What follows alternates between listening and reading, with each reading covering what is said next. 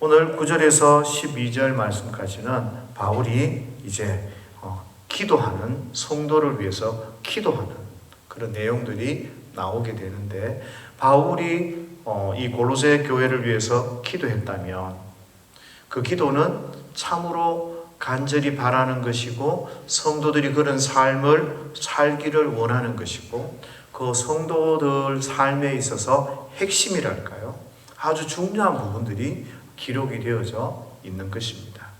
흔히 우리가 기도하듯이 누가 병 낫게 해주십시오, 누가 잘 되게 해주십시오, 어떤 사람들의 어떤 문제들이 있습니다. 이런 기도의 내용이 아니라 오늘 여기에서 나오는 바울의 이 기도의 내용들을 살펴보면서 저와 여러분들이 어떤 그 기준, 또 어떤 목표, 또 어떤 삶을 살아야 되는지 교훈을 좀 받았으면 좋겠습니다. 먼저 첫 번째 그 기도의 내용이 9절 가운데 나타나는데, 이 9절의 말씀은 쉽게 이야기하면 하나님이 우리에게 지혜와 총명을 주셔서 하나님의 뜻을 잘 알고 하나님을 의지하고 살아가는 것, 그런 기도의 제목을 이야기하고 있습니다. 잘 살펴보시면. 그래서 저와 여러분들이 이 땅 가운데 살아가면서 참으로 중요한 것은 하나님의 뜻을 아는 것입니다. 그런데 하나님의 뜻입니까? 지금 여러분들이 하시는 그 일들이 하나님의 뜻입니까? 라고 물었을 때 선뜻 대답하기가 참 힘듭니다. 그래서 많은 분들이 내가 하는 이 일들이 하나님의 뜻일까 고민하기도 하고 어렵게 느껴지죠. 그리고 또 복잡하게 생각하는 부분들도 있습니다. 그런데 우리가 하나님의 뜻을 순종하며 나아갈 때 너무 복잡하고 너무 어렵게 생각하면 우리가 하나님의 뜻을 이해하고 나아가고 순종하는데 참 많이 힘들 것 같아요. 그래서 기본적인 것을 생각하자고요. 하나님의 뜻을 아는데 가장 기본적인 것이 뭘까요? 저와 여러분들은 하나님의 거룩한 사람이 되는 것입니다. 하나님이 보시기에 온전한 하나님의 백성이 되어져서 믿음으로 사는 것, 그게 바로 하나님의 뜻 아니겠습니까? 하나님께서 구원 계획을 따라서 하나님이 이 세상을 다스리고 섭리해 가시는 것처럼 하나님께서는 저와 여러분들이 하나님의 자녀답게 거룩하고 성숙하게 성장하고 그렇게 이 땅 가운데서 살아가기를 원하시는 겁니다. 예수쟁이답게, 성도답게 이 땅 가운데 살아가면 그게 바로 하나님의 뜻이다라고 생각하십시오. 저와 여러분들이 어떤 일을 하는 데 있어서 하나님 앞에 부끄럽지 않으면, 그리고 하나님 앞에 믿음으로 살아가고 믿음으로 행동하면 그러면 되지 않겠습니까?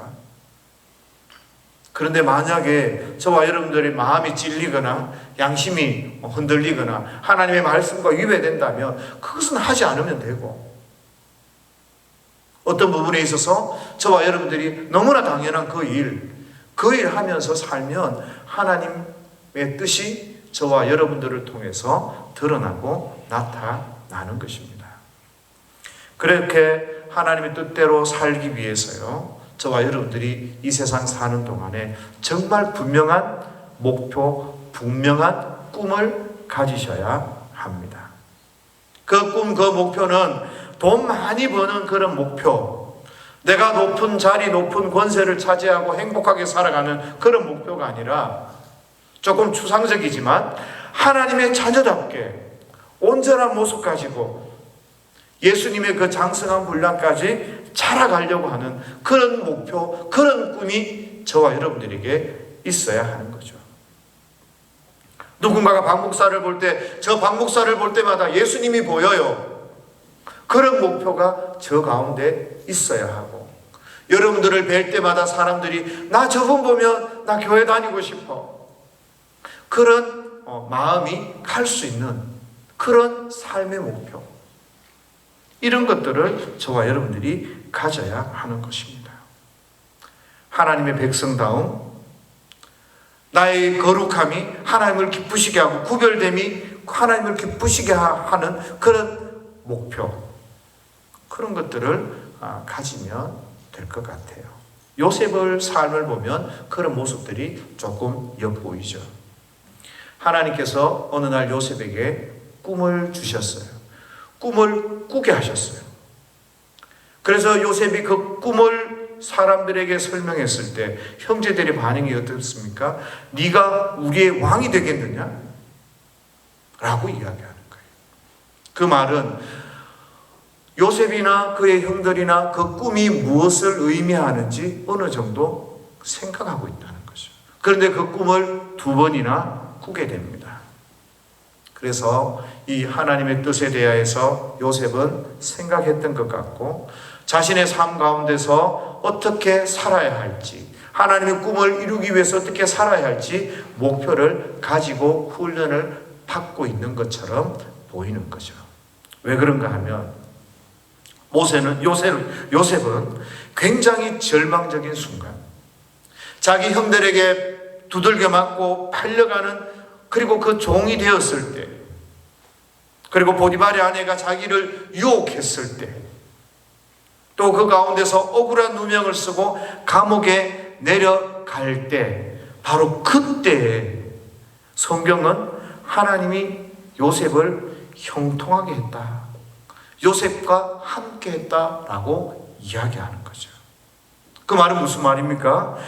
하나님이 형통하게 했다는 그 말의 의미에는 지금 이 상황이, 요셉이 절망적인 순간, 유혹의 순간, 감옥에 내려가는 그 바닥에서 더 바닥으로 꺼져 내려가는 그 순간 형통했다고요? 하나님의 뜻대로 요셉의 인생이 잘 흘러가고 있다는 것을 말하는 거 아닙니까?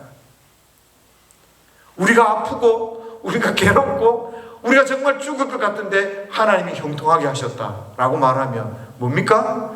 하나님의 뜻대로 우리의 인생이 흘러가고 있다는 거예요. 반대로 뒤집어서 생각하면 요셉이 그 어렵고 힘든 순간 가운데서도 하나님의 꿈, 하나님의 뜻, 이것들을 이해하고 순종하고 있다는 거죠.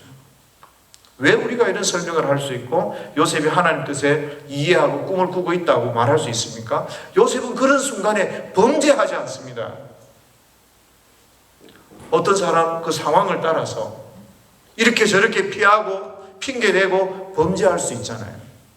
그런데 요셉은 보디발 아내가 자기를 유혹할 때 하나님이 계시는데 내가 어찌 그 낙을 행하랴? 범죄하지 않습니다. 그리고 자기를 판 그 형제들을 원망하지 않습니다. 그들을 향하여서 미워하고 그들을 향해서 원수를 갚겠다는 그런 생각을 하지 않습니다. 오히려 하나님께서 우리를 이곳에 보내셨다고 고백합니다. 그리고 요셉은 죽을 때 하나님이 이 백성을 이끌고 나갈 것을 소망하고 너희들이 나갈 그때에 나의 유고를 가지고 나가달라고, 하나님의 약속은 이루어진다고 그렇게 유언하고 있지 않습니까? 하나님의 백성다운 모습, 성도다운 모습, 정말 교회가 걸어가서 교회다운 그 모습, 이런 모습들을 가지고 요셉은 살아가고 있다는 것입니다. 하나님 주신 그 꿈을, 그 꿈의 주인공답게, 그 꿈에 걸맞게, 그 소망에 걸맞게 그런 삶의 태도를 가지고 요셉은 살아가고 있습니다. 하나님의 뜻을 잘 모르시겠거든 하나님의 약속을 믿고 하나님을 소망하는, 하나님을 신뢰하는 그런 모습, 그런 성도의 삶을 가지고 살아가면 되겠죠.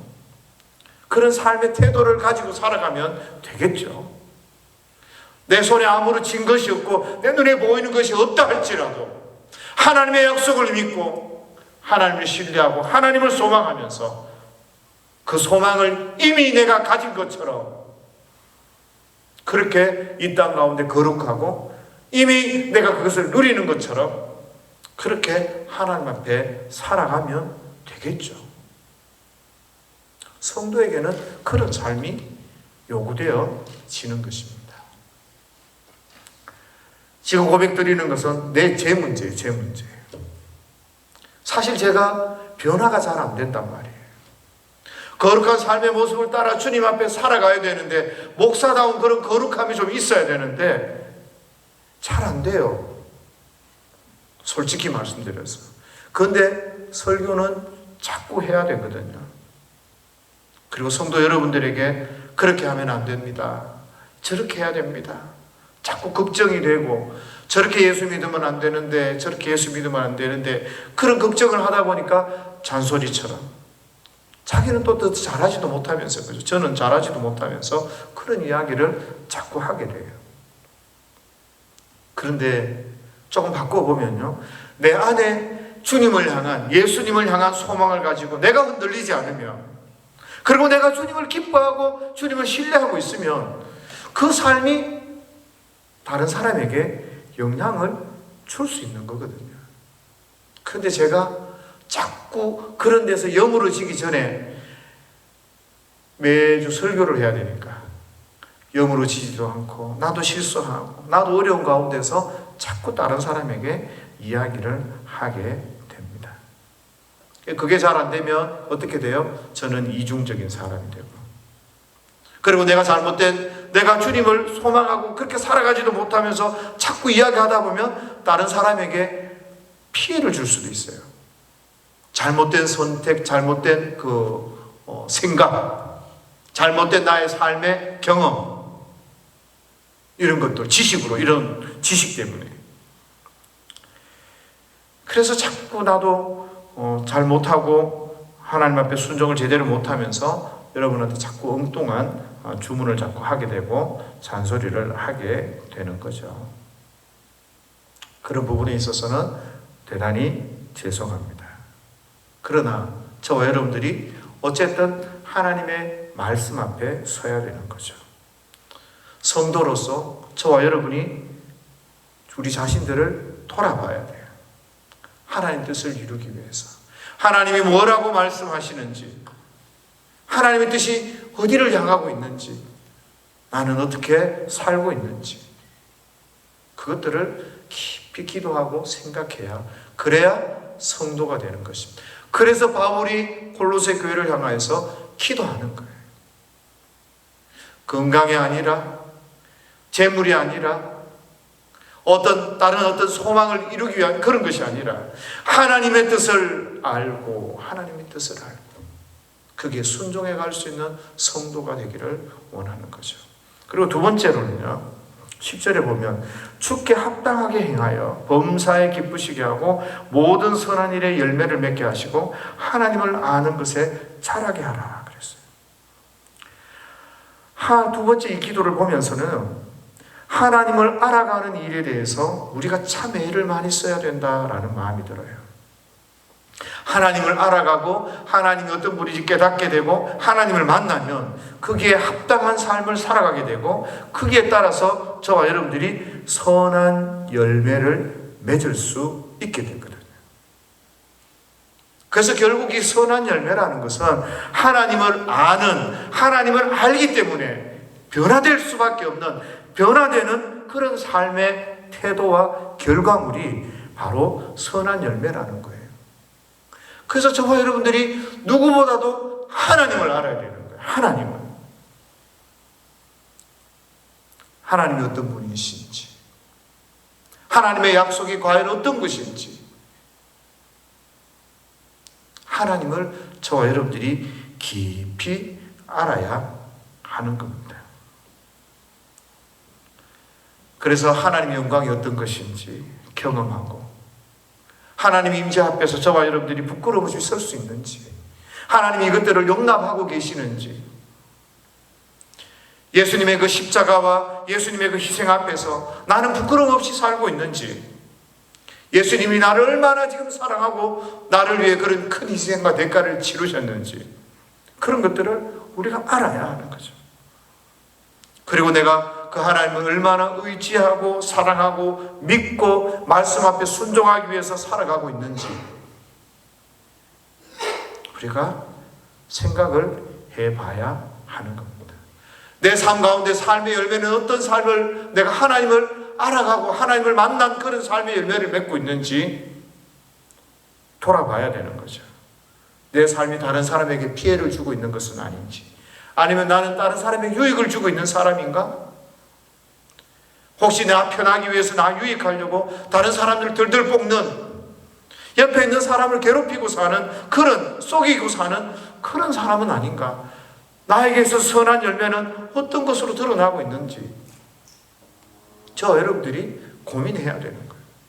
정말 하나님을 알고 있는, 선한 열매를 맺고 있는 그런 사람인지. 양과 염소의 비유처럼요, 내 옆에 있는 사람이 정말 예수님처럼 느껴지는가요? 그래서 잘 섬기고 싶고 기쁘게 하고 싶고 돕고 싶고 예수님께 하듯이 그렇게 하고 계시는 건가요? 이런 삶을 살기 위해서 저와 여러분들이 하나님을 더 깊이 알아야 되고 하나님 앞에서 자라가야 돼요. 그래서 성경을 많이 읽으셔야 돼요. 성경을 읽으시고 성경에서 무엇을 말씀하시는지, 하나님이 어떤 분이신지 깊이 묵상하셔야 합니다. 제가 요즘 학교에서 가끔씩 그래요. 직통 계시 받으라면서. 우리가 살면서 직통 계시라고 하면 굉장히 부정적인 언어잖아요. 왜 이상한 소리하고 이상한 헛소리 듣고 막 자기가 하나님의 계시를 받았다고 그런 걸 보고 우리가 직통 계시라고, 그래서 되게 좀 터부시하는 경향이 있는데, 제가 일부러 직통 계시라 그래요. 좀 귀담아 들으라고. 제가 말씀드리는 이 직통 계시는 뭡니까? 성경을 보고 깨달으라고요. 설교 듣고 깨닫고 다른 사람 간증 듣고 깨닫고 이거 말고 본인이 직접 성경을 읽으면서 하나님이 말씀하시는 것이 무엇인지 깨닫고 순종하고 기도하고 그렇게 좀 하시라는 거예요. 왜 이 말씀을 드립니까? 성경 좀 읽으시라고요. 그리고 성경 말씀 있는 그대로 좀 순종하시라고요. 성령의 음성은 성경을 벗어나지 않습니다. 성경을 드러내고 하나님 뜻을 더 분명하게 하는 것입니다. 그래서 저와 여러분들이 성경을 좀 읽으시면서 하나님이 무엇을 기뻐하시는지 깨닫고 그렇게 나가시면 좋을 것 같아요. 세 번째 11절부터 12절 말씀까지 보면 그 기도 내용은 한마디로 뭐 이런 것 같아요. 하나님의 그 영광의 그 능력, 그 은혜를, 그 능력을 우리가 받아서요. 그래서 그것이 우리를 강하게 되고 우리가 흔들리지 않도록 그렇게 기도하는 거죠. 기도하시는 거죠. 그러니까 하나님의 능력으로 우리가 끝까지 참고 그렇게 나가게 해달라고 그렇게 기도하고 있습니다. 근데 11절 보면 성도의 기업이라는 말씀이 나와요. 12절에 보면 이 성도의 기업이라는 것은요, 천국을 의미합니다. 천국을 의미합니다. 저와 여러분들이 하나님의 능력으로 끝까지 참고 이 성도의 기업, 이 하나님의 나라 천국을 누리면서 살아가기 위해서 뭐가 필요하냐? 조건이 달리죠. 빛 가운데서 성도의 기업의 부분을 얻기에, 너희가 천국을 누리기에 합당하게 하기를 원하신다라는 거예요.